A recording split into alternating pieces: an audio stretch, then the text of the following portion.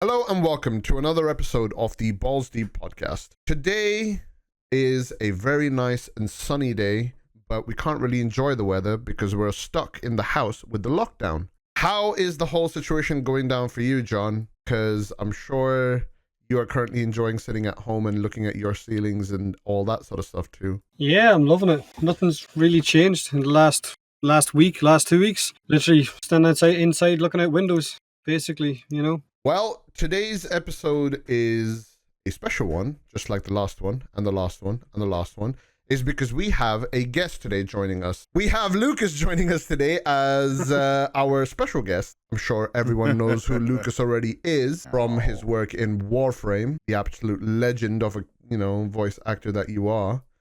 Oh, stop. Yeah, I'm lucky though. DE has been very kind to me over the years, and I've been had a lot of opportunities to meet everybody at TennoCon and have all this stuff though. But yeah, and actually as of the date, I guess, that we're making the podcast here, I just had my 5th anniversary of voicing Nefanyo. I got hired back on April 15th. This was a little bit before this podcast here, but putting a date on it, I know, but April 15th, 2015, and which was fun, which I think is funny that I got hired to play Nefanyo on tax day in America. I think that's actually the funniest thing. I mean, I don't think that was like George, I know exactly what you did. It is. So been playing the Prophet of Profit now for 5 years, and only a couple weeks behind Nefty Boy is Papa Till himself, Tal Rhaegar, and very, of course, love the fact to be able to bring Tal to you guys as well. So that's just, DE has just been amazing. I say it all the time because it's freaking true, and I get to hang out with you guys and talk Warframe and talk voiceover and talk all sorts of crap and talk about how well these ceilings look really, really amazing right now.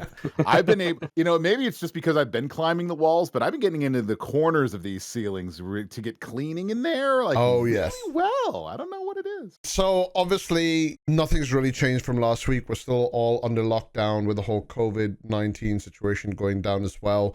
Although the situation for me here has been very interesting because we actually had division agents roaming around at Sainsbury's today, which was kind of interesting because these people are coming out in full on like ventilators and eye protection gear and all that kind of stuff. They're literally acting like division agents. It's kind of crazy and how it's been going on as well. And I think yesterday or day before, the UK government basically announced that the lockdown's being extended by another 3 weeks, which I'm not really surprised by. It was kind of expected because the whole lockdown being what it is, the whole idea behind it is to kind of flatten that curve. And unless we basically get to the point where there are 0 patients, like the chance for the COVID virus to kind of come back, considering how contagious it is, it takes one person with COVID to go into a public area once the lockdown's been lifted too prematurely to basically get back everyone to the same scenario that we had. I guess they're taking all precautions that they can. What about you, John? How's everything been with you?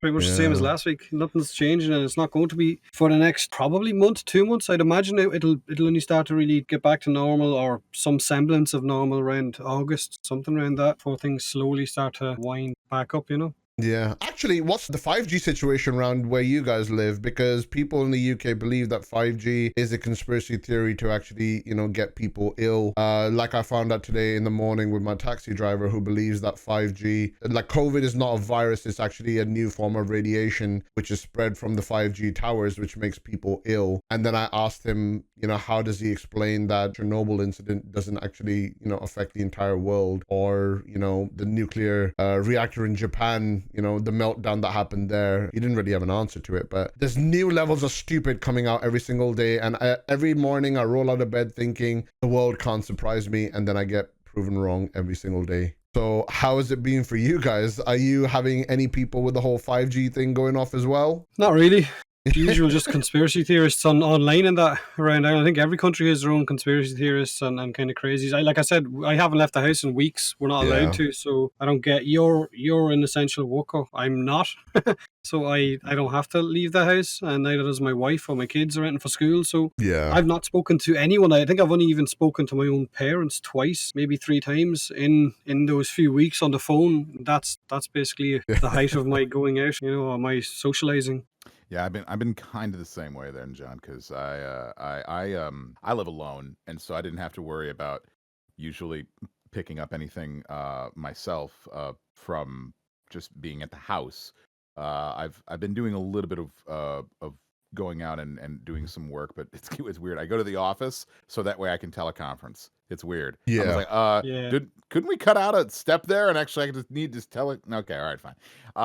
But thankfully I don't have to interact with too many people and put myself in any kind of close proximity to people who could be sick.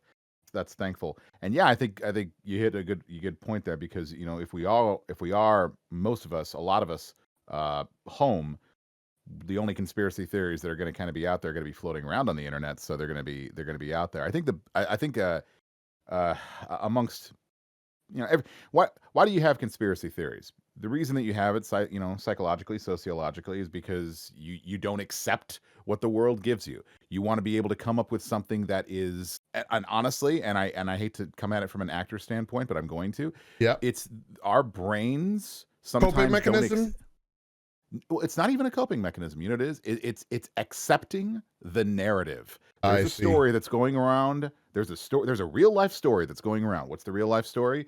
That there is a virus that affects the elderly, that affects the young, that has flu-like symptoms, but it is not the same kind, and it affects the upper respiratory system, and you can have it and have and be very asymptomatic, and it doesn't actually kick in for a while, and there's a lot of different things, and this is just the story that it is. But some people don't like that story, and they will construct, and they will concoct, and they will adapt and adopt any other kind of narrative that allows their brain to accept more of what's going on. And if some people want to say like, "Oh, this is created in a lab in China, and this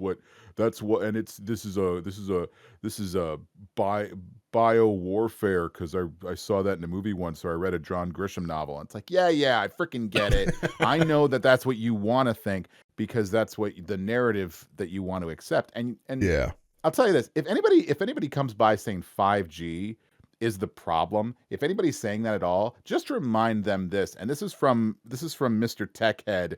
This is from the guy that basically went to college to get the frickin' computer science degree and knows this kind of crap. The guy who spent 10 years in radio.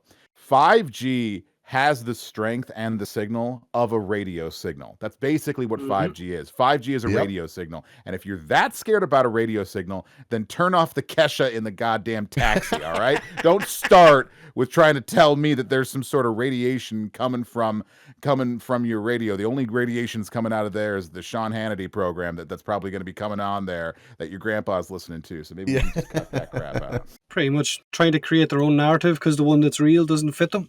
So, Lucas, thank you very much for joining the podcast. I've had you Happy to be on here. before on when I was streaming, Yeah. and we had a nice conversation about voice acting and all that kind of Still stuff. has but- nightmares. Not really. In fact, it's probably Lucas who has nightmares because of me, but that's beside the point. Yeah. No, that's what I mean. That's what I said. No. Oh, shut Lucas up. still has nightmares. No, I Wow. have not. Well, actually, my nightmares are from what happened at TennoCon, but we don't talk about that, right, Frozen? We don't talk about that anymore. Yes. What happens at That was TennoCon stays there. That was a. I don't think it's fair that you can just drop that in a podcast and not We- elaborate further on what you're actually meaning by what happened at well, TennoCon. well, This is not Vegas. thankfully, though, the mental blocks that I've developed over the years since Frozen and I met at TennoCon have been very nice and healthy, and they've kind of blocked out a lot of that kind of stuff. So, I don't So like that's what you're implying here. what? Where am I? What day is it? What's going on? Hi, Mom, is that you? What? All right. So let's kind of go through that list again, so to speak, and I guess just kind of touch on some of the other questions as well that were, I guess, brought up about voice acting.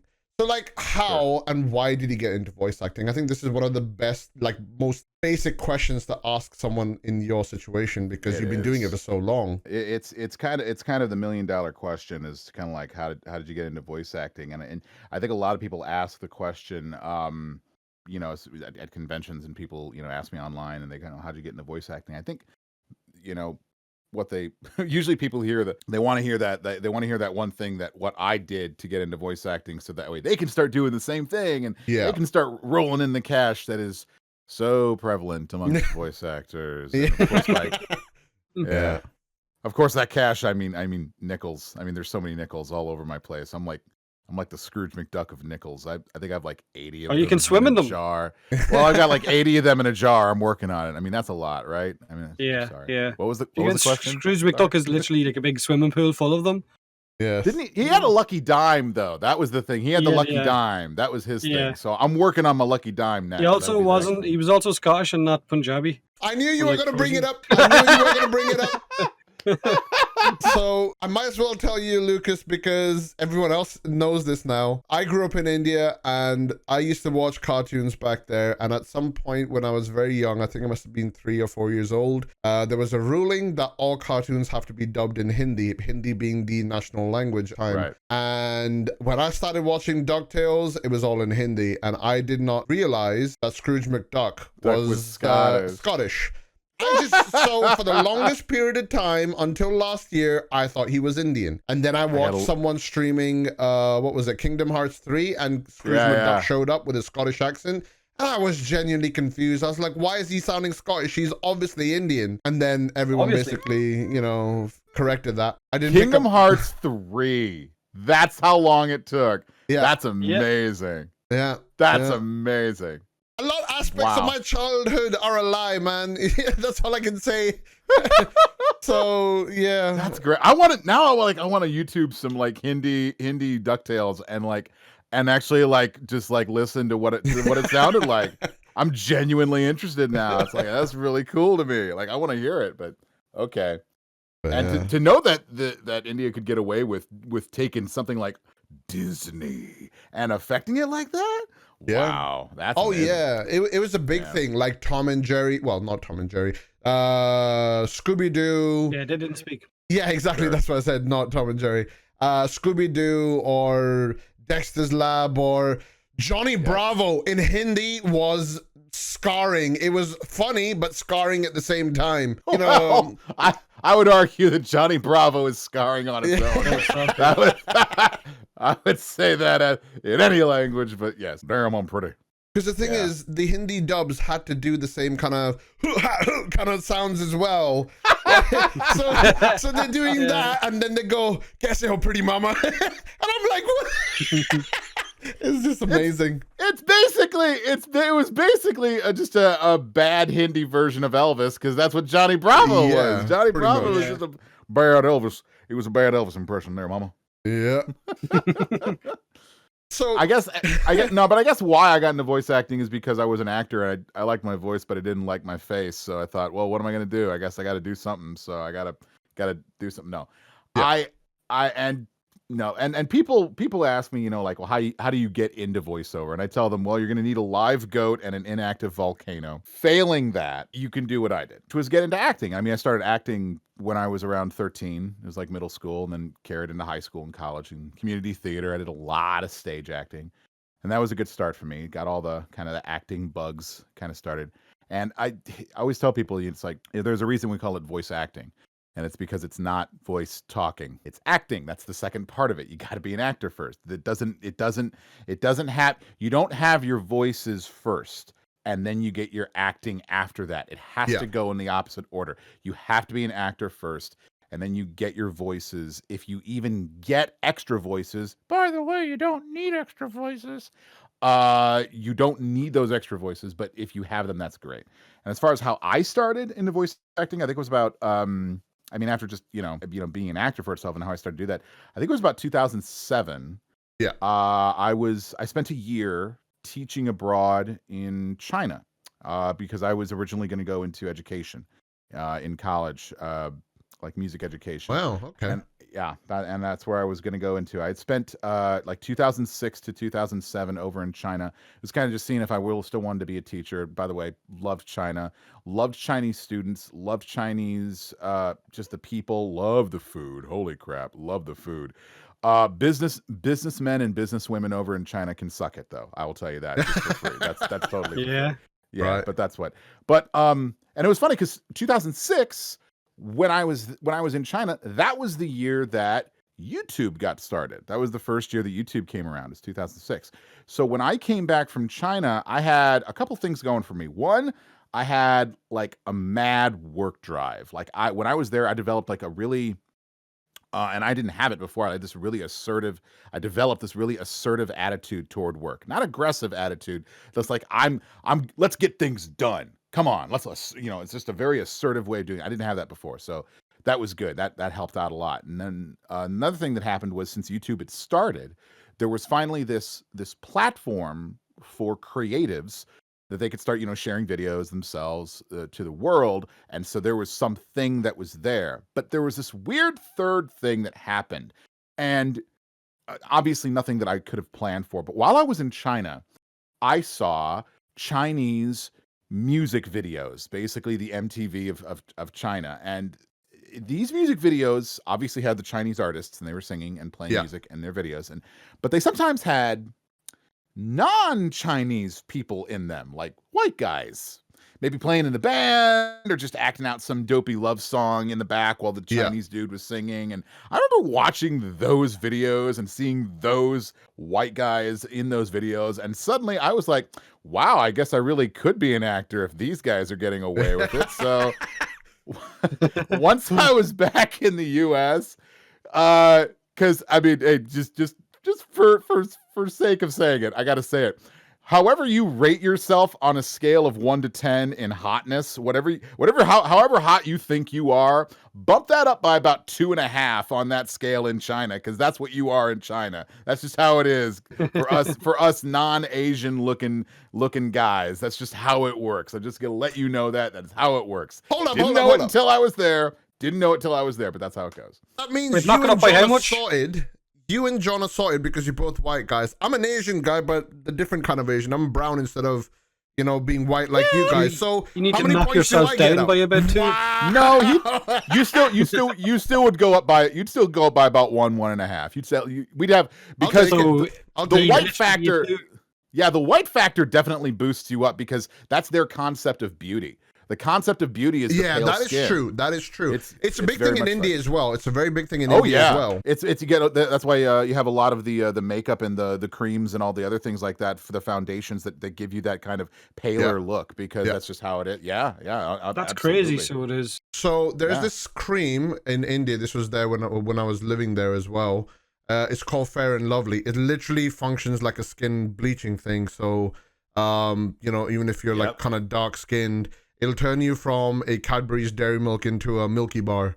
That's basically how it functions, So, because the concept of a lighter skin is so crazy, especially like when you look at the rural sides of India as well. Like there would be girls, if they were darker skinned, especially in like the villages and whatever else, their prospects of getting married or settled would be very low because people wanted fair skinned, daughter-in-laws. Which was kind of mental. Obviously, it's changed a lot more now in the more, I guess, in the cities and all that kind of stuff. But that concept still stays there in the villages and all that, because I'm wondering in India if there's still this thing that you don't see it maybe a lot, but do some of the women carry parasols around to kind of keep the sun off of them from darkening their skin? They a little bit more? They do. Yeah, they do. Yeah. It's China. That's crazy. So is it like, how is it ingrained in them that that's the idea of beauty? Well, that it's not their skin color, that it's someone else's? Or that's actually that point right there. That's exactly what it is. It's because if you grow up around something that is so common everywhere else, then it's not really that the concept of beauty is what's not there. It's the idea of whatever's not there is now exotic. And if it's exotic, now there's that intangible desire to have it. It's the same reason when I look at people here in America, or probably in the UK or anywhere else like that too, who don't speak Japanese. It's the same weeaboo attitude of why they like anime. It's like, well, Japanese is like the best way to watch anime because it's so like you just don't freaking talk like that. That's the only reason that you like it. Yeah, because it's exotic. And look, I'm not here to hate on that. I have a college minor in Japanese. I love it too. But I'm a big language file. I love foreign languages.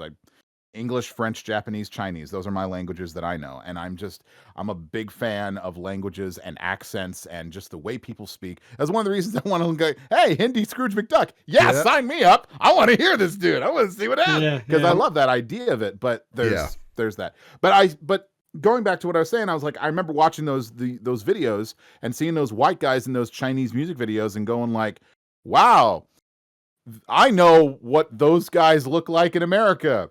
I guess I could be on television. Okay. So I came back to the US. I found some cool people to do voice work with for like small fan dubs of like anime and cartoons and things. And then YouTube was around now and shared them on YouTube with the 2006, 7, 8 limited video audio options that we had back then. But then it kind of kicked in for me and I was like, well, hey, hold on. And it was something that I'd never thought of before until that time. It was about 2007, 2008. And I was thinking to myself, gee, they have actors record cartoons, right? I mean, they got to get paid for that, right? That's a job. Oh my, that would be cool. I should look into that. And then by 2008, I was looking into it. I was talking to other voice actors online. I was going to workshop. I was attending my first conventions. I was going to workshops. I was speaking with other voice actors and about getting into the industry. And by 2010, I'd had my first gig. So just kind of realized what I wanted to do. But I had a lot of things going for me. I had years of radio experience. I had years of acting experience. The acting experience was much better than the radio. Although being on radio is nice because it kind of made me more comfortable in front of a microphone, and it also made me more comfortable to hear my own voice played back to me and not go, ew, what's that sound? I don't like that sound. Yeah. Because that's, I mean, we all do that when we hear ourselves on a voicemail. It's like, oh my God, that's what I sound like? Yeah, that's what you sound like. That's what we all hear when you talk. I can relate to that. Yeah. Because any streamer would, man. Any streamer would know exactly what that is. Yeah. I think the first time I started streaming, the first day I went live, because I'd already kind of had like interactions with other people in the Warframe community, I started streaming Warframe, so I had a spike of viewership in the first month itself. And as someone who had never streamed before, all of a sudden having about 50, 60 people in chat and having to talk to them, it was fine because I didn't hear my own voice at the time. And then I listened to my VOD. I was like, do I really sound like that? I was just like, oh my God, what is wrong with my voice? And then over the years, I just kind of learned to live with it, not like it, but just kind of learn to live with it. Now I like it. I'm like, I'm full of myself now. I'm all good. It's all good. It's not a big deal. I guess, John, you probably had the same situation, didn't you? Like, well, when I go back, I think my microphone quality when I first started doing YouTube was much lower than what it is now. It was much cheaper microphones, and I didn't have anything to stop the popping noise or you could hear the saliva in my mouth, all of that. And I didn't I didn't tweak any of the settings, so when I go back and I listen to any of the original videos I made, it literally sounds like I'm talking into a bottle. There's no soundproofing behind me. There's an echo that's hollow sounding. It's very wooden. I was talking straight off a script, so it was like, in today's video we're going to be doing, and it was very monotone, very straight. Yeah. And when I go back and listen to any of those, it's really, really pains me to think that that's the impression that you're sending out for your videos, that people are watching, and you can see why people weren't subscribing to you or why people weren't hanging around your videos, because it wasn't very nice to listen to. And I guess anyone doing a YouTube video, your voice is the main thing that people are going to be, apart from the footage that they're watching of whatever you're showing off, but the other main topic is your actual voice and making sure that they can understand you. So being think Irish, we speak a lot quicker. I mean, I talk my really first fast few, as well. yeah, my first few videos with my accent and the fact that there is words that we will struggle with that I guess other countries and that will basically pronounce much better than we do. Yeah. Because of the accent and the way we kind of roll certain words out. It sounded like I was on a caffeine high as well, a lot of the videos, because I was speaking much quicker. Yeah. So if I was talking, I'd be going, "Hi, in today's video, we're going to be showing off a weapon, and this weapon only dropped yesterday." And you just get comments from people saying, "Oh my God, can you please slow the hell down? Yeah. I can't keep up with you." And then the subtitles from YouTube's own kind of subtitles, which would be auto put onto your videos, would just be a complete mess. No, I was thinking that the subtitles would just be the shrug emoji, just basically. To like, be fair, They should have been. They should have been. You know. to be fair, Yeah. I always assume that the auto subtitling that YouTube has ends up just basically listing places in Wales, because they've got different names that are like Clan Bobble, which starts with 2 L's and 3 L's and all that kind of stuff, and is really weird in that sense. But yeah, I get what you mean, because like when I started, obviously I was using a headset microphone, so that quality is kind of shit. And then eventually, as I started streaming, I picked up like a proper desktop microphone, then a boom arm, and then putting the stuff on the walls to kind of prevent your audio bouncing and all that kind of stuff as well. And obviously that is something that happened over time. But I guess when we first started, we all started with humble beginnings, which with shit gear, which kind of got upgraded over time. So I guess that doesn't really help either, because when you're first starting out, your voice sounds kind of. So let me ask you this, Lucas: when you got your first gig or that, what way do they kind of line it out for you? Do they say, right, this is the character you're going to be portraying or voicing, and do they give you like a set of what the attitude of this character is, or what the background is, or give you something to work with, or do you just do that yourself from ground up, from the foundation up? Well, it all depends on. First one I ever did, I didn't get any of that. They basically said, we have a lot of characters to fill in this one game, and we're gonna hire a bunch of people to be just a whole bunch of call out characters and like units in this kind of like war gaming kind of tabletop kind of war gaming hex crawly kind of game. And I just didn't get a lot of named characters. The named characters had a little bit more to them, but I didn't get many pictures or anything else back then, but that was like 2010. If I audition for things now, if I'm lucky, I get a picture. I don't always get a picture with how everything works nowadays even, but sometimes what I'll do is they will give me a little bit of background before that. I know DE likes to do that now for like the Warframe characters that they get made, but I don't see a lot of those things nowadays because I'm kind of established in Warframe and you can't hear me and everything. And hey, let's get some more actors involved in this thing. Yeah, absolutely. Antonio does a wonderful job, I believe, as Era, and I love how he's actually really kind of falling into the community right now. I think he's doing a great job with the Scarlet Spear. And there's just been, I loved how Cheryl Mebane was so good as Nora Knight, and she just really jumped into everything that everybody had, and she was very enthusiastic with everything like that too.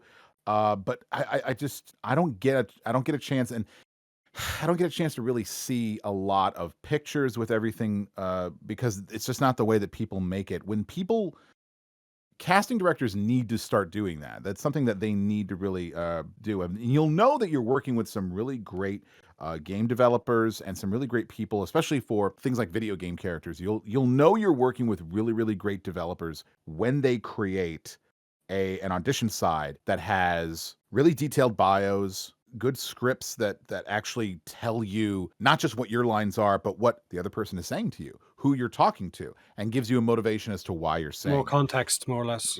Yeah, like don't give me a spreadsheet. Don't give me an Excel spreadsheet of the lines. Give me like an actual movie script that actually has the lines, the back and the forth, and the back and the forth, and the setting, and how you want it to be said, and where the blocking is. Show me everything on that one, so that way I know how physically I'm going to act this thing out, and then I can portray that and put myself into that thing and show you with my voice how I'm doing all of that stuff.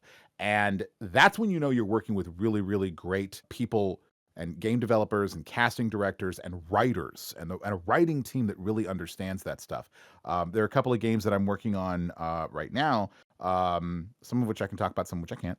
And most of them are really good about the way that they create and how the writing team actually brings all of that to that and makes my job so much easier, and I think it makes the performance kick up a notch too. Oh, Yeah. definitely. I Having guess- characters that actually, where the emotion comes across or the actual context of them having, whether it's an argument or whether it's a disagreement or an agreement or sorrow or anything like that, is Yeah. always a huge plus in any game. I guess just like you said earlier on, each character is a role, like you're acting out. So by having that context of knowing what the voice lines are going to be used for, you're able to convey that emotion properly in the voice as well. Because like, for example, if you only hear one part of a conversation, you don't know if that conversation is supposed to be happy, sad, angry, or whatever else. But when you see the full picture, then you can see, you know, your character is angry or it's crying or whatever. And then you can convey that a lot better as well. Obviously, more information does help in that situation. Interesting. When you have a casting director whose their job is basically to grab all of the actors and grab all of their audio and cut down all the audio into a single file, like that one line is this file, it has this file name, and it is going to go here in the programming of the game. It'll fit right there. That's the code, and that's the file name, and that's where that fits. And when you have that, what you have is you have some directors that basically go, okay, we're going to record this line. Now we're going to record this line. Now we're going to record this line. And because what they have in front of them is a spreadsheet of things, each thing has a file name. And so what they do. So when they're not thinking about the context of the story and the narrative that I get to follow, that's all that they are concerned about. All they want to do is they want to go, okay, so that's your line. And then I go, but who are they talking to? Hold on, let me find that for a second. and then they just have to tell me, and I have to go, okay, sure, let's do it like that. Yeah. And sometimes there'll be like a small little note, like in another cell of the spreadsheet, where it'll say something like, you know, angry, talking to Marina, and it's like, okay, all right, You know what? sure, I'll give you what I got. All right, let's go let's go with that. So I guess like when you have to kind of get into that kind of character for or the role or whatever else, do you have like any sort of ritual or preparation that you do before you do any like voice acting recording sessions to help you get into that character to kind of be more connected to it, so to speak? Well, if I have audition material that I sent in, I like to listen to that audition material that I sent in before, because that's always a good reference, because usually I can't remember what I sent in. I'm like, oh yeah, I thank you for hiring me. And then in my head, I'm like, what the hell did I do? And then I got to go back and listen to it. Because honestly, it's like, you know, auditioning, and this is what I always tell people too, is that doing the job of being a voice actor is the recording, the gigs themselves, that's not the job. The gig is the bonus. The gig is like the tip. It's what you get the job is auditioning. You go in and you audition every single day. And if you are booking 5% of the jobs that you're auditioning for, you're pretty much in God mode at that point. That's how you got to get ready for over 95% rejection. And not just rejection, just not hearing back from the things that you auditioned for. It's just how it works. Nobody, and I mean top tier people, top tier, don't get more than 5%. It's how it works. Wow. You just got to get used to that. It's how it goes. So usually I record so much for auditions that I go, I can remember what I sent in. So I'll go back and I'll listen to what I said. And then, but a new routine that I have been getting into, I picked this up at a workshop from another casting director from Blizzard, of all places. She told me that this was a great thing, and I've been using it now for auditions. Can't really use it for sessions, but use it for auditions, which is queuing up appropriate background music that'll work for the scene of that character. Like I did some fantasy RPG auditions, and I got one of these recently. So what I did was I was like, oh, I have some stuff here. And I went back and I found this Icelandic like hymn, this like chamber music from this Icelandic, it's all in Icelandic, and I freaking love it. And I queued it up as I was reading, and I had it in my headphones as I was reading everything, because it was a very emotional scene. It was almost like this church chamber music. It really made a difference, because what it does is that now it kind of creates that kind of movie scene for you, and it's not just you talking and you have to create all of the emotion. You get to use a little bit more of that music to kind of power your emotions to go through that. And you can't really do that during sessions, but in auditions, boy, it makes a real difference, and I love doing that. So a little fun tip out. So how long have you been doing voice acting? You said you started in 2006, right? 2006 is when I came back from China. I started looking into it. 2010 was my first gig. I got my first gig in 2010. It was a video game. It was called Disciples 3 Renaissance. I believe I voiced about 8 different, those are the wargaming units I was mentioning before. I was like dwarves and demons and elven rangers and necromancers, a couple of named individuals. I think one of them was named Harhus. Boy, that was a long time ago.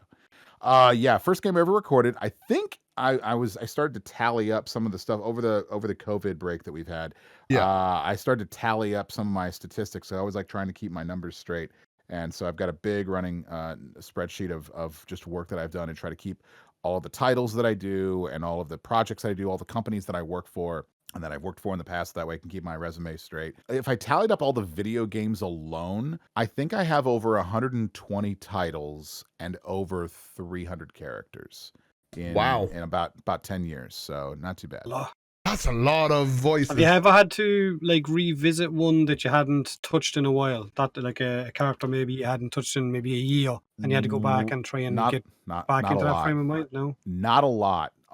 Every now and then there's like DLCs that might come out or new things and happens, and but usually again that's what you do. You go back and you listen to what you're like. Oh yeah, what did that guy sound like? What did that person sound like? And then you remember it. And if you have good casting directors and you have to go into a studio or something, they know that too. They know that you probably don't remember what that is, and so they're by the way, we have this thing queued up. Go ahead and listen to it in your cans right now. And you're like, all right, cool, and you're listening to it, and you do that. Often though, I don't have to come back to it after a year. So like Till and Neff, I have to come back and talk to them a little bit. There have been a couple of other things as well. Not usually, and that's because that's the thing is that usually you go in, you record it once, and you're done. So it doesn't really stick with you. So it's kind of hard to keep it like that. Would you consider it to be like chasing after perfectionism? Would you consider yourself a perfectionist when it comes to voice acting as well?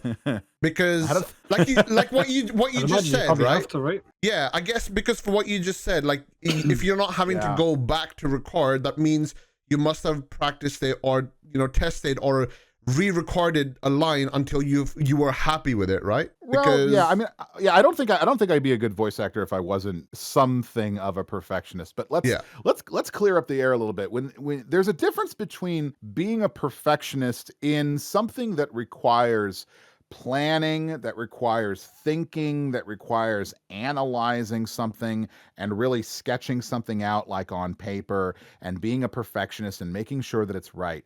And then there's also the perfectionist of being an actor. What does that entail? And I think that it's not about planning or thinking it out. What it is, it's allowing that character to kind of, when I'm in front of the mic and I'm being my character. If I'm being Nefanyo, I'm not just sitting in front of a microphone and talking like Nefanyo. Yeah. I have to be him. I have to basically be the conduit through which Nefanyo speaks to everybody in Warframe and makes you want to punch him in the nose. That's the way that I kind of channel him through. And I don't want to get all meta in that kind of thing, but that's the way that I have to think about it. So I have to allow kind of like the emotion and the motivation of Nefanyo to kind of go through me. And I can't doubt that. I can't doubt anything that he might say, even if it goes against what I personally believe or what I would do. I have to basically feel it 100%. And if you allow that to happen and you allow it where it takes you, that's okay. That's, I think, being a perfectionist. That's what you kind of do. So when I hear those samples played back to me and I go, oh yeah, that's what he sounds like. Yeah. That's what that character sounds like. What I'm doing is I'm not just going, I have to match that voice and only that voice because I've only used that voice and that idea ever once before. No, it's a fluid archetype. It has hills and valleys, it ebbs and flows. There's ways to make there it's not a block of wood, it's a Rubik's Cube. I can still flip things around and move things around if that metaphor kind of works for you. Oh, it does. So it doesn't have to be something that it's so set. But I think that's the two ways of looking at the being perfectionist. The first perfectionist is the woodworker who says, I have to make sure this thing is crafted perfectly. But me as a perfectionist, I have to go, oh, look at this Rubik's Cube. Okay. Hold on. Flip. Hold on. Let me look this thing over. Oh, wait. Flip. Oh, okay. This one fits a lot better. Yeah, I like this a lot better. All right, cool. And you do that kind of thing. So I think that would be the kind of perfectionist idea of voiceover. Yeah, I guess this is not like, it may sound like a simple question, but it is a lot more complex than just saying, are you a perfectionist or not? Because like you said, there are just so many layers to it and so many things that go into it as well. So yeah, that makes I think, sense. but we can be perfectionists in other fields. Yeah. And I think what it pertains to is different because, you know, acting is very emotional. It's very mental. And but you know, being a perfectionist with like a labored skill, Yeah. you know, with you're laboring through that, yeah, you want it, but it's just going to be a different level. So here's another question for you. Streaming, like what I end up doing, what John does, and like how you joined Shy on her streams and with the D&D stuff that you guys have been doing. You know, like that kind of content creation basically means that you're going to be talking for long periods of time. I think my shortest streams have been 3 hours and my longest streams have been up to 26 hours. That was actual 26 hours of just talking. That was a thing during Fortuna. And when I first started streaming, I think one of the longest streams I did was 18 hours, and I strained my voice in the past. Yeah. And over time, I've learned how to avoid, you know, straining it because, you know, our voice is our brand. And if you ruin it, and if you know, you're talking to people and all of a sudden you can't talk to them, you know, it affects your brand and everything else that goes with it. And I guess the same holds true for you because, you know, you're a voice actor, your voice is your brand and your job and everything else as well. So how do you ensure that you never strain yourself or screw over your voice and always ready for, like, I guess the best performance that you can give? Well, let's define something a little bit. There's voice strain, and then there's voice pain. There's nothing wrong with strain. Let's clear the air about this. There's nothing wrong with straining your voice. It's the prolonged strain. I mean, now that still sucks, which is probably what you're asking about. Yeah. But let's before we hit that a little bit, because there's good strain and there's bad strain. So let's talk about that in a second. But let's also deal with the idea of voice pain. Now, voice pain is quite literally wrecking your vocal cords to the point where there's blood in your voice now. That's what kind of pain that I'm talking about. And does that happen? Absolutely. Perfect example I could give would be the actors that don't really have names, but they are basically in the background, and it's in any kind of war game, any Call of Duty, any Battlefield, any Counter-Strike, any kind of game where basically it's like, get down, soldier! Grenade! Let's move! Come on! And you do that for like 2 hours, 3 hours, 4. Can you imagine yelling at that intensity and dying? You know, things like that for like hours. It's gonna kill your voice. But the problem was, before I would say 2017, there was nothing in place for voice actors to protect their voice and protect their instrument from that kind of thing. And one of the things that when there was a video game voice actor strike in 2017, and one of the things that they asked the union for, was they said limiting vocally stressful sessions to no longer than 2 hours, because they used to their sessions used to be limited to 4 hours. Wow. And they were quite literally wrecking their voice to the point that they needed surgery. There were people that were actually running into that kind of thing. It was that bad. And like, and even in the smaller versions where it wasn't actually that bad, people then couldn't record for the rest of the day. And if you're in LA, if you're in Hollywood, if you're in some places that basically where you go from gig to gig to gig across the day, because people do that, then you can't work for the rest of the day because you did that one video game session. And then they're going to want you back the next day. And it's like, no, that's not how that works. So that's voice pain.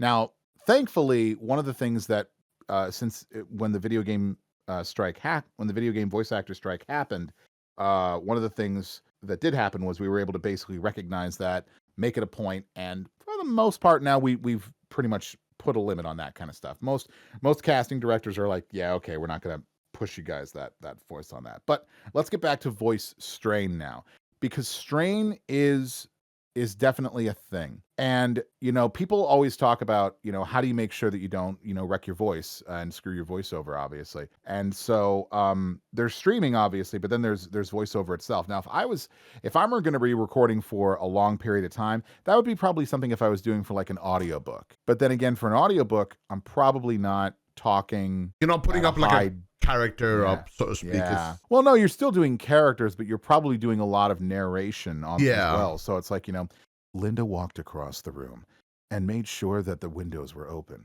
the clouds were in the sky. You know, it's like when you do that kind of thing, there's not really a lot of like, get down, soldier. What do you do? That's not happening. So Yeah, that's it's true. just, I'm it's curious crazy. about the whole audiobook thing. Then, have you done audiobooks? I have, yeah, I've done about half a dozen. And how, of them. like, because you're reading word for word, I'd imagine what's in the book at the time. So how many times would you have to? I'd imagine you're possibly not doing that in someone else's studio. You're doing it in your own, are you? Or You am I could. I wrong mean, to do there's that? you could do both options. Both options exist. Yeah. Most times though, you're probably doing it at home. The big thing that I learned about audiobooks is one, and I had to learn this the hard way, but one, read the book first because you don't want to read it cold. That's not good. Two, get paid up front.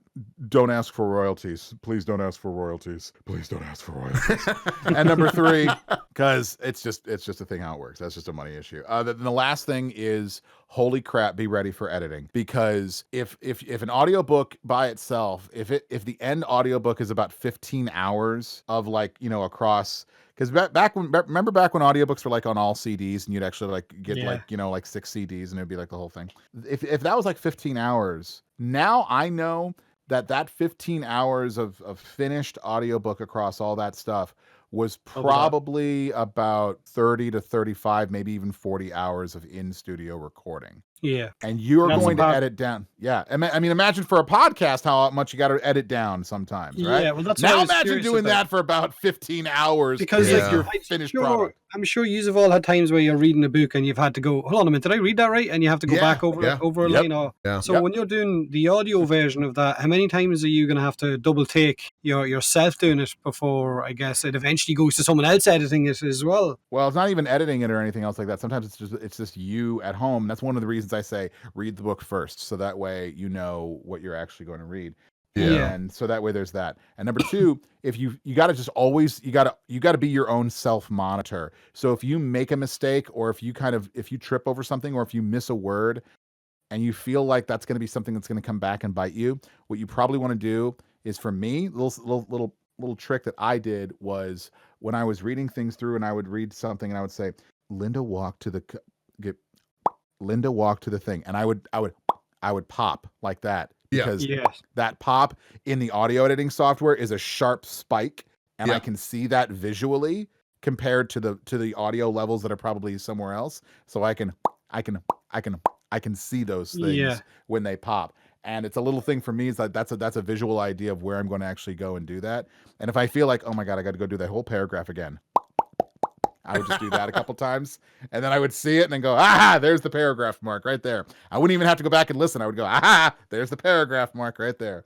So you pick up little things along the way, and you learn that. But getting back to the idea of vocal strain, you know, when you have those longer reads, you're probably not gonna strain your voice too much, but there is gonna be a point where you're just gonna have to stop. And it's just like streaming, you have to give yourself breaks.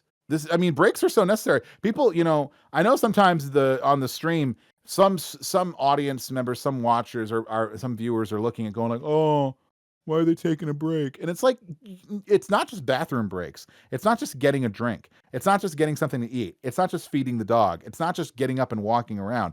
It actually just just to have that small 10 minutes with no talking. And I mean, zero talking. Vocal rest is a freaking thing. Actors, singers, streamers, everybody should recognize the idea of vocal rest.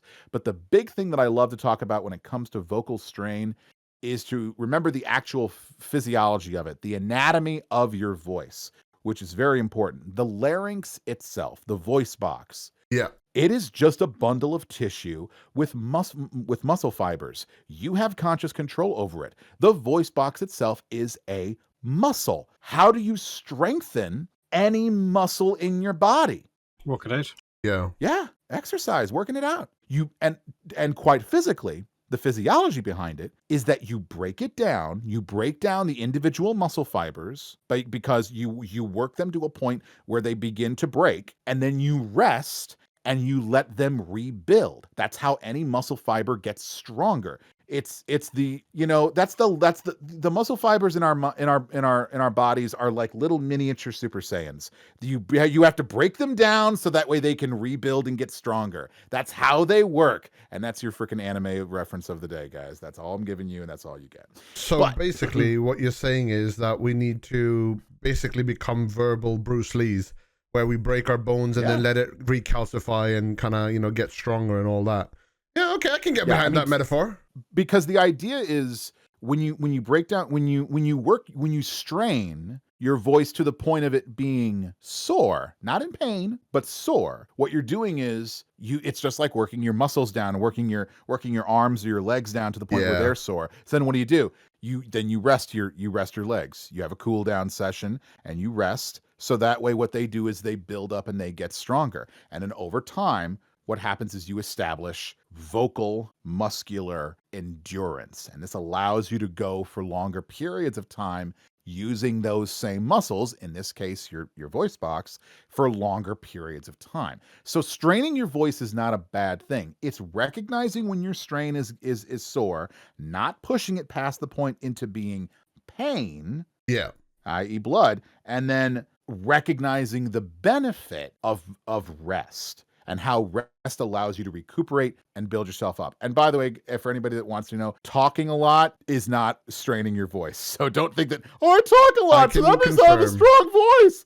No, it's not. I can confirm I talk a lot at work. I talk a lot on stream. I talk a lot at home. But you know what? Having said all of that, I also have moments where I just don't talk. Like I end up having like streams in the mornings, for example. If I'm streaming before 12, I'll just have music running, whether it's classical music or lo-fi hip hop or whatever else, and I'll just play the game with no microphone. I'll do that. Like that'll be my rest, so to speak, or if it's late at night or whatever else like that.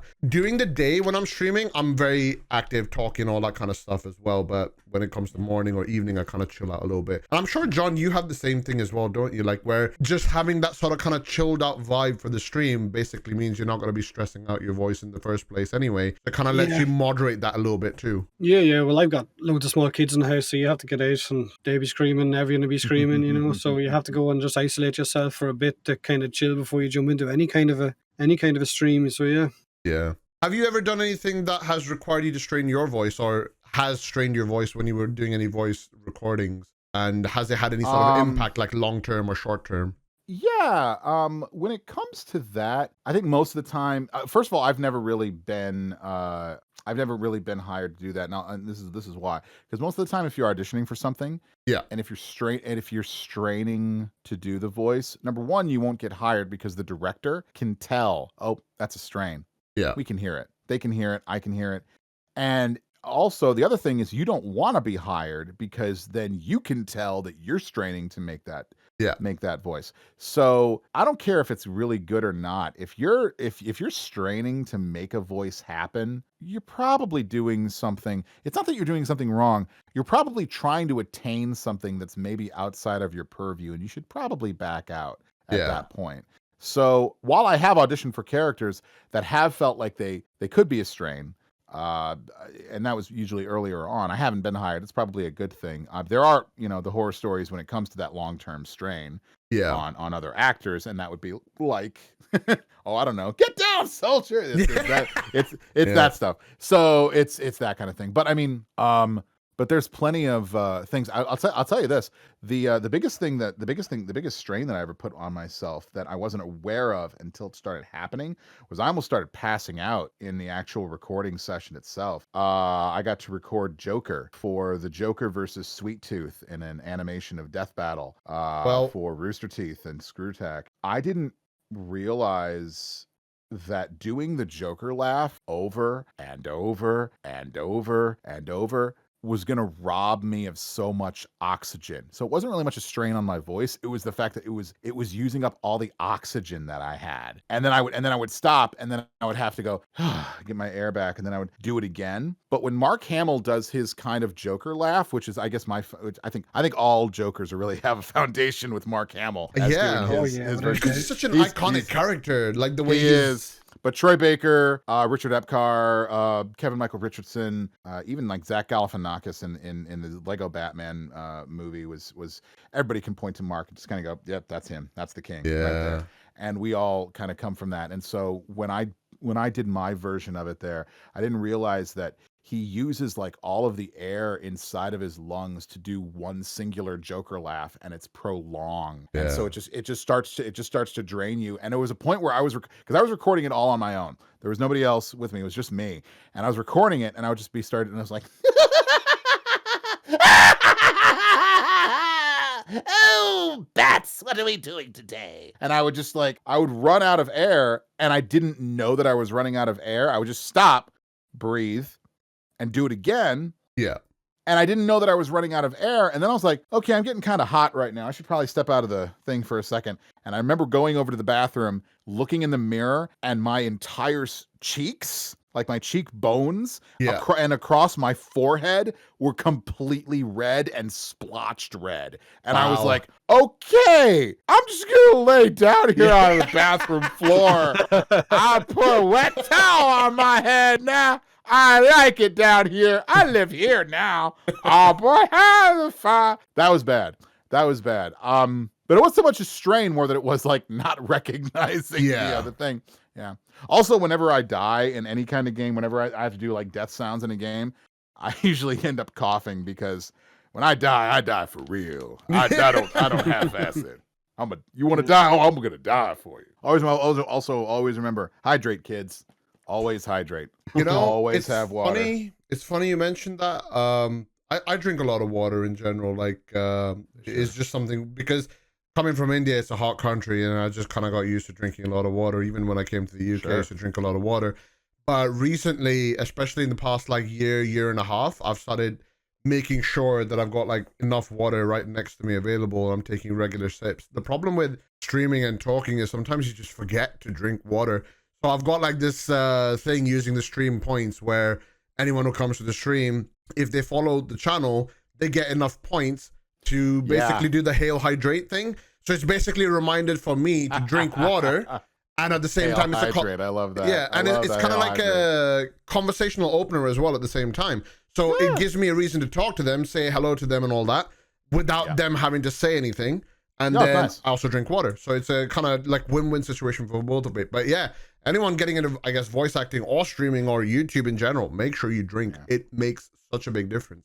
And again, in general, just in health in general. Yeah. And speaking back to the physiology again, because we were talking about this before. The larynx itself is a bundle of muscle, and it's a bundle of tissues. And where does it live? It lives in your throat. How does your throat gain any kind of, and just imagine this flap of tissue that's moving every single time you talk because air is moving past it. Well, what's the air going to do? It's going to dry it out. And any time that you need to maintain the healthiness of that kind of muscle, that tissue itself, what are you going to do? You're going to let it dry out? No, you're going to have to keep it moist. You're going to have to keep it hydrated. And yeah, your natural salivas and your bodily fluids are going to be able to keep it actually like that. But no, water is the best way to actually do that. Not alcohol, not soda, not fruit juice, water. Water is going to be the best thing for it. So if you want to get real about it, you want to make sure you're maintaining that kind of stuff. You want to build up your vocal endurance. You want to not get sore. You want to not be vocally in pain. This is how you do it. You got to make sure there's no substitute. It's got to be water. There's no other substitute. Sorry, guys. That's just it's the rules of the world.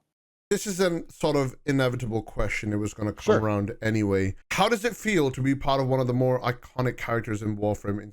Including having the character be part of all the memes and everything else that comes with it as well. Because, it's such a big character like Tilregger and Nefania. They're like such big characters. There is artwork about it. There are memes about, Tilregger's ass cheeks and all that kind of shit. Fanfics, I'd imagine, probably too, right? Yeah, I'm sure there is fanfics. Oh, don't worry. I've seen them. Yeah. I've seen all of your different little fanfics out there, and I've read all about the Gary, why is this thick spelled incorrectly? There's missing a K. I don't understand it. I don't understand. No, I get it. And I saw, what was it, Novus Necronter? I can't read that. Yes. I think something like that on Discord saying that.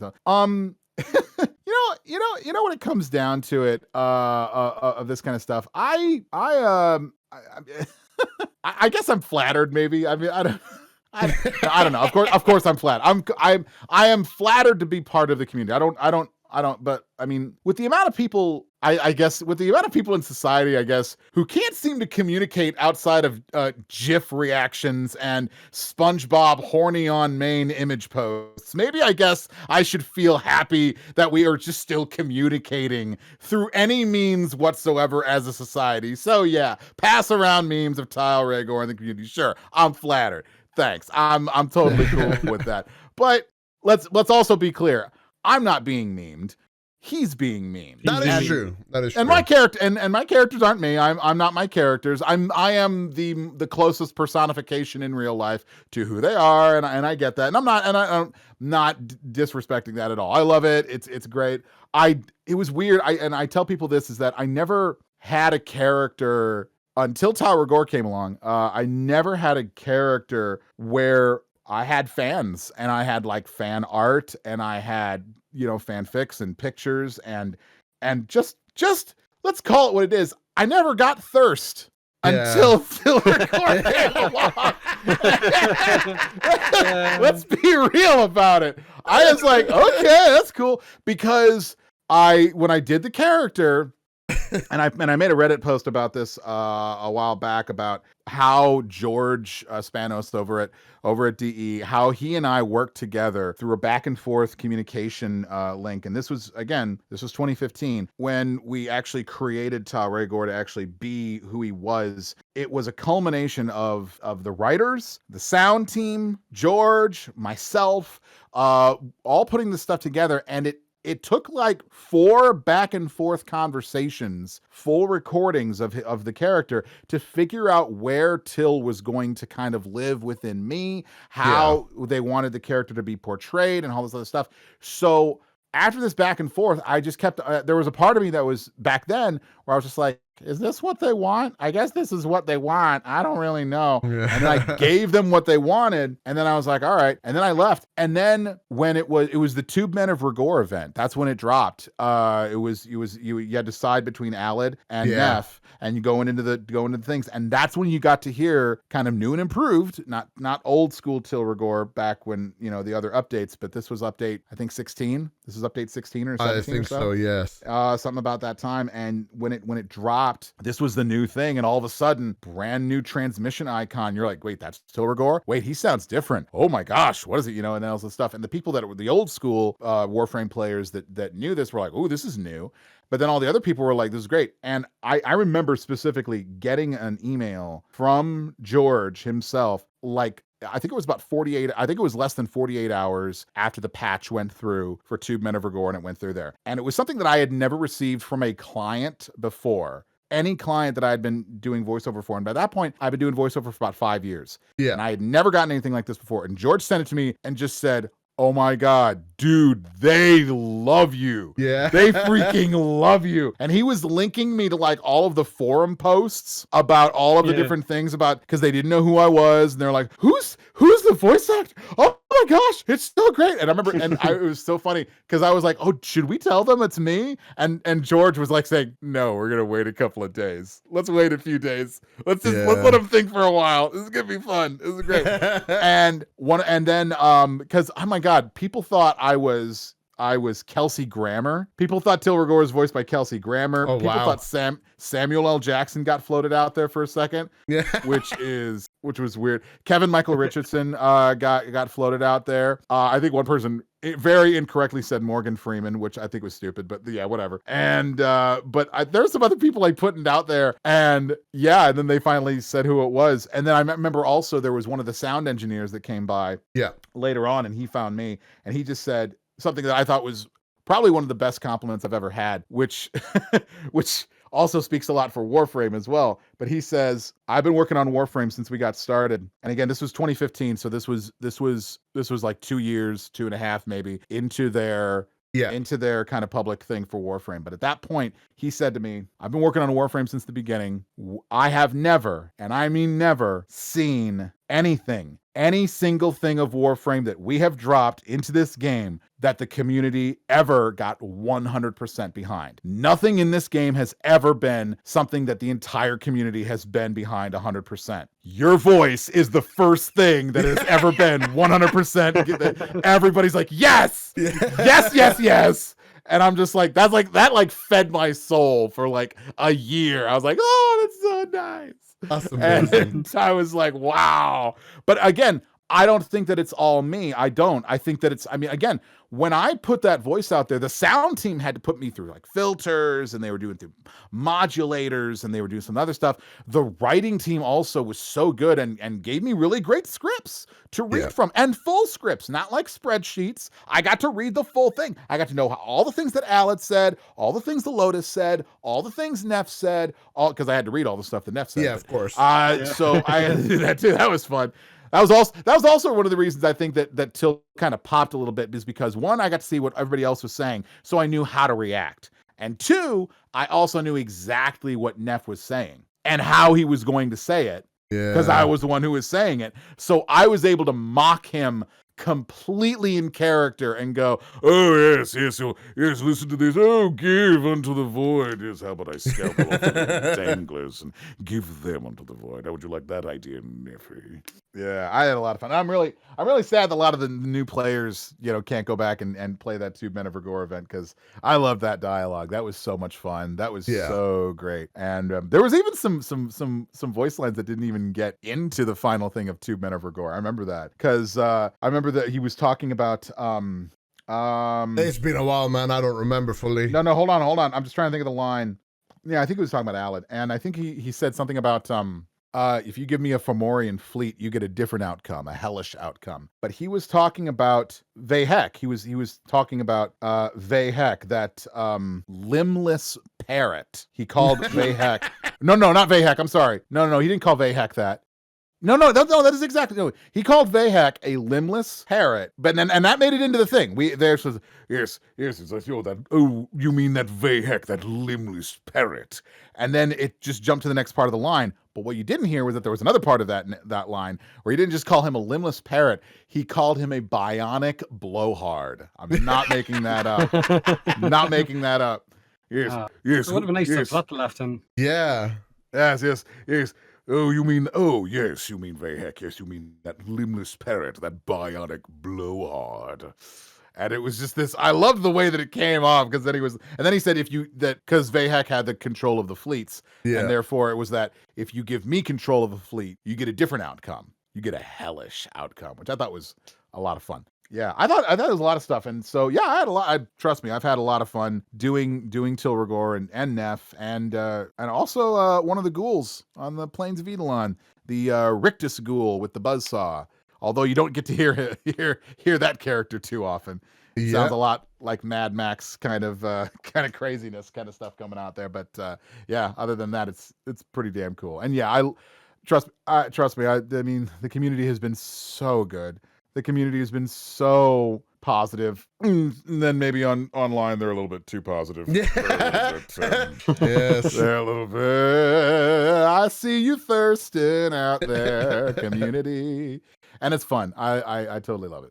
So voice acting, right? Like it's a creative endeavor ultimately, which is kind of like game development as well, which probably requires you to do overtime to record, re-record, make adjustments and all that kind of stuff as well. In fact, I'm assuming like overtime would actually be considered like sort of part of what you're doing in order to kind of, get that perfect recording which you are happy with to provide to whatever client you're working with. How would that affect how does that potentially affect your work and life balance? Well, I mean, I think we go back to being like a perfectionist again. I think it's like if you're allowing the character to kind of travel through you 100%, and you're creating when you're creating all of that stuff, and you're allowing it to kind of channel through you. Yeah. The only thing that if I'm on the casting side, if I'm on the other side of the glass, and I need my actors to kind of give me something. The only thing I'm going to say is, okay, I'm hearing about 70% from you. I think you can give me an extra 30% of what you're giving me right now. So I want you to kick this thing up by about 30%. Don't make it louder. Make it 30% more real. Make it 30% more you. I want 30% more reality on this one. I don't need you to cry. I don't need you to do anything. Yeah. But I need to know how real this thing is to you. Because give me 30% more. Let's do it again. Run, go. And because I know when I'm feeling it. When I'm really feeling it, I know that the other people on the other side of the glass are feeling it. Yeah. And it's just that feeling. It's like when you're hitting all the notes, it's just like being a musician. You know, when you're hitting all the notes, you're like, oh yeah, this is good. That's the stuff. It's not anything. It's not a narcissistic way of looking at it, like, oh, I'm so good. Listen to me being awesome. It's not that. It's this idea of just like, oh, that felt. It's like when you do it, and then after it's done, you're like, oh, that was good. Oh, I like that. Can we keep that? Can we keep that, please? That was good. Or it's also on the other side of it. It's reading a line and then being able to go, I got something better. I know I got something better in me. I didn't feel that when I was watching. And then you say, can I give you one more take on that one? Can I give you an extra take for safety? All right, thank you. Oh, you don't know exactly what I've got. Let me show you what I've got. And you're like, yeah, that was a lot better. Yeah, I like that one a lot better. All right, cool. And then maybe that was the line or something like that. And that was just something what it is. And then you do it, and then you're like, yeah, I felt that one. So yeah. So going off of that itself, if you could pick your next character, what kind of style would you go for it? Ooh. I think there was another a Discord question like that. It was. Yeah, it was. I think there was I would Just timing. Y'all didn't know I was a ventriloquist, did you? That was pretty good. Yeah. There you go. I would like to be Roadrunner. That was just perfect timing. God. That was perfect timing. I think it was great. All right, it's gone now. It won't happen again. No, that's cool. I always look forward to new characters to voice. The thing for me is that they'd have to not have any English voiceovers so far, because that's one of the problems. People ask me like, oh, if you could voice anybody, who could you voice? And I'd go, well, it'd have to be somebody that doesn't have a voice. And people are like, yeah, but what if you could voice this character that's already been established? And I'm like, but they've already been established. Why would I want to be somebody else? Because there's a lot of bad things with that. It's like, one, you're saying that the other person wasn't good enough, because that's an implication that's actually happening. Two, I could do it better? No, that's not how it goes. I mean, if there is like an established character that I'd like to be an official voice for that's in canon for like a cool series, like the Joker would be something that I would love to do. I wouldn't be doing, I think, a better Joker. I think I would love to just be something like Joker, because I have so much fun being Joker. Joker is so much fun to fall into, because he's so easy to just read when he does his lines, it's so easy to just fall in love with everything he says. In the moment, like me, I get to fall in love with everything he says. I love Joker as a character. He's like very complex, and at the same time is just amazing. And when you see every rendition of him, whether it's in cartoons or in movies or the TV show or whatever else, I've always really enjoyed every rendition of it. So I can understand what you mean by that. Yeah. There's a great little bit of catharsis when you get to play the Joker, and it's this idea of being, that he's so chaotic. Yeah. And you get to kind of embrace the chaos as an actor, and that's just so fun. It's just so fun to say, because there are no rules. The Joker has no rules, so having no rules as an actor is such a limitless experience to really feel. And when you can allow yourself to have that, holy crap, does it feel great. That's really, really fun. But my rule that I like to give myself is I don't like to provide a voiceover for anything that doesn't already have a voice. Yeah. But I think if I was gonna look at some characters that I would want a voice for, I would probably look at like older video game characters, like if they got a remake, like with Final Fantasy VII, like we didn't have those, a lot of those voices we didn't have before. So now we're getting those voices with the remake, which is really, really cool to hear. And I love the things that have already been out there so far. I think a lot of the people that have been doing that stuff have been doing great. And there's so many great people out there that are doing that stuff. Everybody needs to play Final Fantasy VII Remake for the voices alone, because it's freaking amazing. And I'm a big Final Fantasy fan myself. So I would say someone like, if you go back to like Final Fantasy 3, Super Yeah. Nintendo, or Final Fantasy 6, if you're Japanese, whatever. And if you go, whatever, no, that's fine. And if you go someone like Kefka from Final Fantasy 3, but I think he got a voice maybe in something like Dissidia. So now that I think about it, but like some of the heroes from Final Fantasy 3, they probably don't have voices. So I'd be like Shadow or Strago or Locke or Setzer. Yeah. Those would be cool. I'd love to know that. I think also if there was a character that we don't know about yet, and if it like comes up, like a Disney character, like voicing a Disney character, like voicing a Disney character, that would be cool. Then you kind of live forever. Go ahead. I can see you doing a voice acting for a character from the Warhammer 40k universe. Because of how deep your voice is, I think you could be like a Chaplain or a Space Marine or even Chaos, to be fair. You know, I think you could pull that off. You know what's funny? You've done it already? I've already done it. Oh, for fuck's sake! There we go. Warhammer 40k Inquisitor Martyr is a game that's out there. It's been out there for a few years, and of the 3 playable characters out there, I'm one of them. I'm the Crusader. I'm the heavy armor Crusader dude. Yes, so. Yes, getting out there. It's basically Tile Rhaegar, except he's more British, and he has a bit more of a style to him. For the Emperor! Yeah. Drukhari, if you can hear me, if you've done anything to my ship, my vengeance will know no bounds. I swear to you that even you will learn a thing or two about pain. That was a line he said. Okay. Nice. Yeah, and I have no idea how Warhammer works at all, but it's just like, people are like, oh my god, do you know the thing? What about the chaos? Is there a warp rift? I'm like, I have no idea what you're talking about. I get paid to say the lines. I don't understand what they mean. I really don't. But Warhammer 40k in a nutshell is ultra violence, a lot of blood, guts, and glory. It is a lot. For the Emperor, the orcs, chaos gods. What else? Yep. Yeah, and a lot of technology, I guess, and space battles. It was a lot of fun going through Warhammer 40k scripts and going like, how the hell do you read that? What the hell is that? Yeah. Adeptus Mechanis? Is that how you say that? Yeah. Magos Biologus? Is that how you say that? What do you say? And you're like looking at things, and I'm just going like, oh yes. I remember, and I cannot tell you how many times I've had to yell at Tech Priest. I cannot tell you how many times I've had to, Tech Priest, come in. Damn you, Tech Priest. What's going on? I've had to do that then, so that was a lot of fun.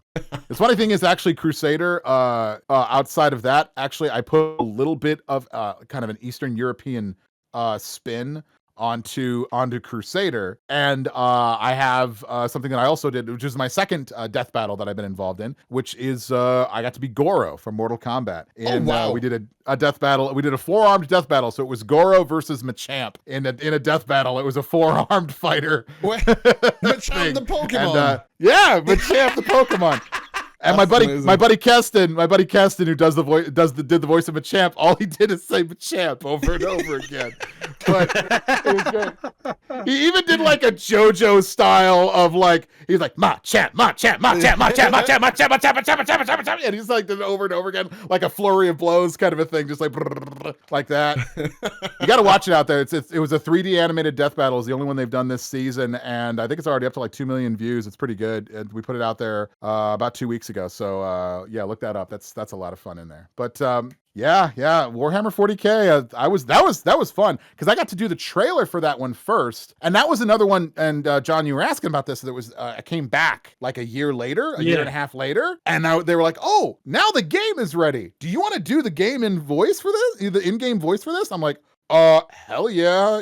Why wouldn't? Yeah, more work, please. So I started off as just the trailer voice for the Crusader, but because the Crusader is kind of like the box art version of who your playable character is for the game, they just brought me in for that, and I was like, oh yeah, sure, I'll do that. So that one I had to go back for, and every now and then I'll have to do like a DLC, like a couple of lines or something like that. Yeah. And so every now and then I get to come back, and it's always fun. All right, so I've got one final question for you, and this is kind of going off on a tangent from what happened a couple of days at work, because I work really, really early on in the morning, and when you're kind of working that early, you end up having really random thoughts with you. It's one of the reasons why I actually started learning Spanish as well, just to kind of fill the time and listening to podcasts and all that. So the question is, if you could choose one superpower to live with for the rest of your life, what would it be and why? This question goes to you as well, John, by the way. I will say younger Lucas would say Flight has always been up there on the list. It's always been up there on the list. But if I think honestly now, if I really were to truly have one, probably think for the utility of it, I'd probably say telekinesis. Because at my heart, how awesome would it be to just be lounging and not have to get up to grab another drink from the fridge? When your mind can be, when you can basically say, "Hey, Force Butler, could you actually like get me another drink?" Actually, yes, sir. I'm getting another drink for you. Yes, and floaty, and then hey, thank you, buddy. Thanks, Jeeves. See, I'm a little bit similar to you as well because my choice would be mind control. Technically, when I hear mind control, I think nefarious deeds. I think that you're up to no good. So what about Nefarious? Did you say Nefanyo? Oh no, you said nefarious. I'm sorry. Nefarious. So he's supposed to be a hero, but he wants mind control. Yeah, but here's the thing: you can use mind control for good or evil, or you could just be neutral. You could use that mind control to bring all the smart people of the world together to figure out how to get rid of the 5G towers. No. You could use that for learning how to do like hyperspeed travel or curing cancer or, maybe get rid of COVID as well. Yeah, but that opens the other question, Frozen. What would you use it for? You're saying if someone had it, if someone had it, they could do this. What would you do with it? I would do that. Because I would do that 100%. Would you really? Yeah, but here's the thing. I would 100% employ all those people and combine all of that brain power to do that, and then I would monetize it. Yeah. Some fucking hero you are. And see, but then you got to ask yourself, like, so you could never be corrupted? You could never have someone who was out there who said, oh wait, Frozen can actually mind control people? All right, let's have some ninjas come by in the middle of the night and literally like drug him and take him away. And all of a sudden, they put a Professor Xavier, a band over your head so you can't mind control people, and then they force you to mind control the people that they want to be controlled, and now you're working for the bad guys now. Mm-hmm.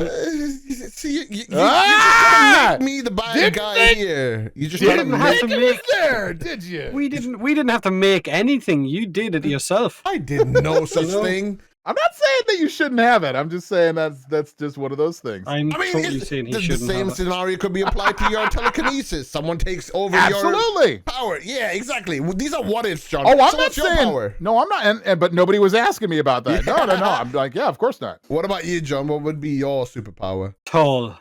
I already made that joke last time. You can't make it again. I don't know. To be honest with you, it's not something I've ever really thought about. Super speed. Maybe like if you wanted to be tall, maybe you could be like Ant-Man kind of thing and can control your height at any given time. Then maybe that. Yeah, that'd be fun. Yeah. And press a button, goes supersized. Press a button, goes very small. So it's fucking super. No, it just sounds like you're a McDonald's. I'm a fucking McDonald's meal. You're just gonna supersize me. Yeah. Be like, oh crap! I got to get the ladder to get on this top shelf. Oh wait a minute! All right, no, I got it. All right. What was the guy's name from Fantastic Four? Was it Reeve Richards? Reeve Richards, yeah. Yes. Oh, I loved Reeve Richards. Yeah. Yeah, just like that. That was awesome. Again, very utility. It's very, very smart, very utility with the way that I like that. I like that idea of it. I mean, that's why my mind control would be all part of the utility of it. Like for example, I made some bad choices in life and I'm running out of money. I'll, ask Daddy Jeff Bezos to just drop me a couple $100, you know what I mean? So he won't even notice that money being gone. You see, that's not hero talking. That's not hero talking. I'm just going to mind control this billionaire to steal some of his money because he won't miss it. It's not stealing. It would be counted as a tip, and then I can use that to better myself. And then, maybe repay him. It works. Nefanyo is proud of you. Nefanyo's proud of you, Frozen. Thank you. At least that's not a good thing in terms of hero worship, though. I won't miss those credits being gone. I don't care about giving them to Frozen. No, of course not. Nefanyo is totally the Jeff Bezos of freaking Warframe. Yes, he is. All right, well, Lucas, thank you very much for joining. It's been a fantastic conversation with you about all things voice acting. Have you got any final thoughts that you would want to leave us with? Yeah, if anything else, just a quick plug for Twitter. Shout you it. Guys. Yeah, you can definitely catch me on Twitter at Lucas the VA Ninja, at Lucas the VA Ninja on Twitter, and you can see some of my stuff on my website at vaninja.com or voice acting ninja VANinja.com. I do voices you don't hear coming. I'm the voice acting ninja. I've been having that moniker around for a long time now. And quick answer to one other person's question in voice chat. Actually, I'll do two quick answers to two other quick voice actor voice things. First of all, they both came from Hune, it looks like. First of all, Chicago deep dish versus New York, but I'm jaded. I'm horribly biased because I'm in Chicago. So I'm actually like a less than 10-minute walk from like a deep dish pizzeria. Although I think they're closed during this whole coronavirus crap. Delivery? I would try. I mean, I gotta look into that. I gotta see what they're doing. They're probably curbside pickup or delivery though. Yes. Only also because this question comes up a lot and it's from people that don't freaking understand it. So I want to just put it to rest right now. Put it to rest. I've said it before, but you know what? Let's put it to rest on the podcast. Why does Tilregor say for a live dissection instead of for a vivisection? Why does he say that? People have had this because if it's a dissection, they should be dead. You can't do a live dissection because that would be a vivisection. Well, and I'm like, yeah, they're nitpicking, and they're like, well, what? So why do they do that? I'm like, all right, and I've discussed this before, but I'll say it for the record because apparently people don't listen or they don't check up on things, they don't Google things. So in my opinion, and I'm the one who freaking says the line, so I think my opinion counts here. Yes. If you don't give me that mind control, man. Don't you give me that mind control, man. Is that going to be his hero name? Don't give me that well. Don't give me that well. I'm gonna say is I'll let you have your mind control. You let me have this. That's what I say. That's what for the most part, yes, your opinion does count, but you did pronounce GIF as GIF earlier on, so you know. I wanted to let that one slide, Frozen. No, that's I not wanted gonna to let that one slide. I actually wrote a note down. I was like, I need to mention this. It's GIF, not GIF.